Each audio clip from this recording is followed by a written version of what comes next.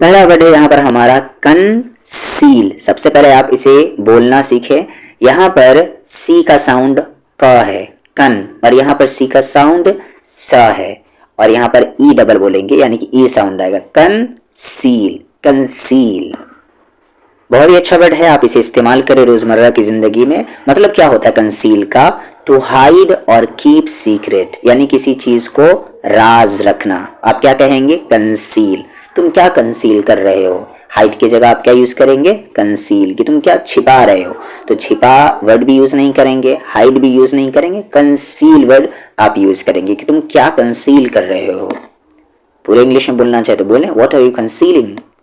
लेकिन अगर सेंटेंस से पहले है तो सबसे पहले आप वर्ड पे आए। जैसा कि मैं कहता हूं, वर्ड बोलना स्टार्ट करें, वर्ड में फ्लो बढ़ेगा, फिर सेंटेंस पर आप खुद ब खुद आ जाएंगे। तो कंसील यानी कि छिपाना। जैसे उसने अपनी गलती सबसे कंसील कर ली, हाइड कर ली, छिपा ली। उसने अपना गुस्सा छिपाने की कोशिश की, he tried to conceal his anger। तो कंसील यानी कि क्या होता है? हाइड करना, छिपाना। अब इसी का अपोजिट वर्ड होता है, यानी कि उलट होता है, रिवील। रिवील वर्ड यूज करें या डिस्क्लोज वर्ड यूज करें, दोनों काफी अच्छा वर्ड है। यानी कि कोई चीज क्लोज थी, राज था, उसे आपने क्या कर दिया? डिस्क्लोज कर दिया, जाहिर कर दिया। टू मेक नोन और रिवील, रिवील कर दिया आपने उसे। तो रिवील वर्ड भी अच्छा है और डिस्क्लोज भी अच्छा है। कभी इसे यूज करें, कभी उसे यूज करें।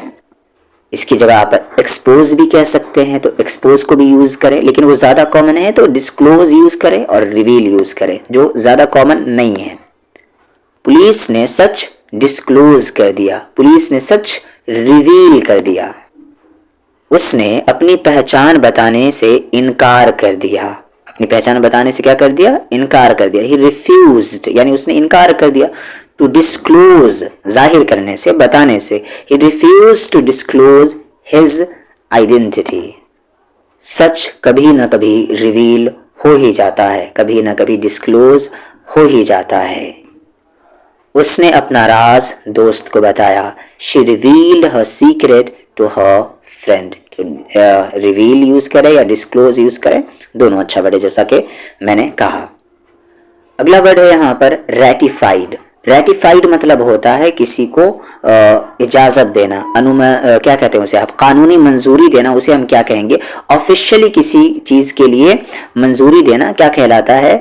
रेटिफाइड कहलाता है। अगर कानूनी मंजूरी देना क्या कहलाएगा? रेटिफाइड कहलाएगा। जैसे बिल फाइनली रेटिफाइड हो गया। समझौते को सरकार ने मंजूरी दे दी। तो the agreement was ratified by the government. कानून को पिछले साल रेटिफाइड कर दिया गया, यानी कि जो ऑफिशियली मंजूरी होती है वो मंजूरी दे दी गई। कैप्टिव, कैप्टिव का मतलब होता है कैदी, जिसे आप प्रिजन भी कहते हैं, लेकिन थोड़ा सा फर्क होता है। प्रिजन क्या होता है? उसे लॉ के तहत पकड़ा जाता है, ठीक है, कानून के तहत पकड़ा जाता है। लेकिन जो ये कैप्टिव होता है, ये कैसा कैदी होता है? जिसे जबरदस्ती पकड़ा गया हो। आमतौर से जंग वगैरह होती है तो वहां पे जो लोग पकड़े जाते हैं और जेल में डाल दिए जाते हैं उनके विल के खिलाफ, तब हम उनके लिए क्या इस्तेमाल करते हैं? कैप्टिव वर्ड का यूज करते हैं। और ये गैर कानूनी भी हो सकता है, लेकिन जो प्रिजनर होते हैं उन्हें हमेशा कानून के तहत जेल में डाला जाता है। तो कैप्टिव और प्रिजनर में थोड़ा सा फर्क है, उस फर्क को ध्यान रखेंगे तब आप वर्ड यूज करेंगे। कैप्टिव कौन होता है और फिर प्रिजनर कौन होता है।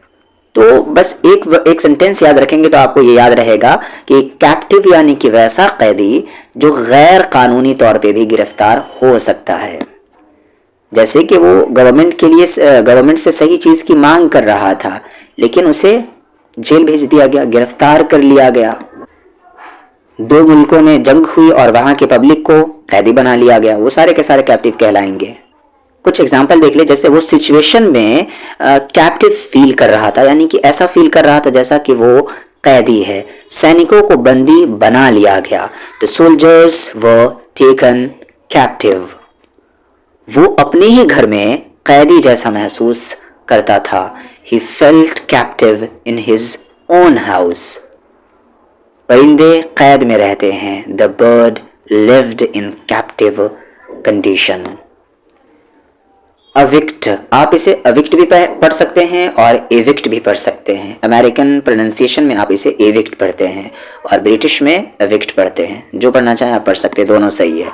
तो एविक्ट, एविक्ट का मतलब होता है निकाल देना, बेदखल कर देना। इसे आप क्या कहते हैं? एविक्ट कहते हैं। बेदखल कर देना, चाहे प्रॉपर्टी से चाहे घर से निकाल देना। तो ये सारी की सारी चीज़ें, सारे सेंस में आप एविक्ट वर्ड यूज़ कर सकते हैं।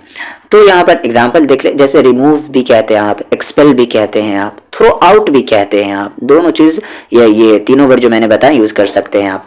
To force someone to leave a property, किसी चीज़ को फोर्स करना किसी से कि यहाँ से उसे बेदखल कर दिया जाए। रेंट ना देने पर ओनर ने एविक्ट कर दिया। कई फैमिलीज को घरों से निकाल दिया गया, एविक्ट कर दिया गया। Many families were evicted from their homes. Last word है हमारा रैंसम। रैंसम मतलब होता है क्या कहते हैं? पे ऑफ जिसे आप कहते हैं, फिरौती जिसे आप कहते हैं उर्दू में। तो पे ऑफ या फिरौती आप जिसे कहते हैं, तो फिरौती वर्ड आप यूज रखें, वो ज्यादा बेहतर है। तो रैंसम क्या होगा? फिरौती। वैसे आप इसे एक्सटॉर्शन मनी भी कह सकते हैं। तो रैंसम फिरौती कहे। किडनैपर्स ने रैंसम डिमांड की, फिरौती मांगी आप कह सकते हैं। The kidnappers demanded ransom.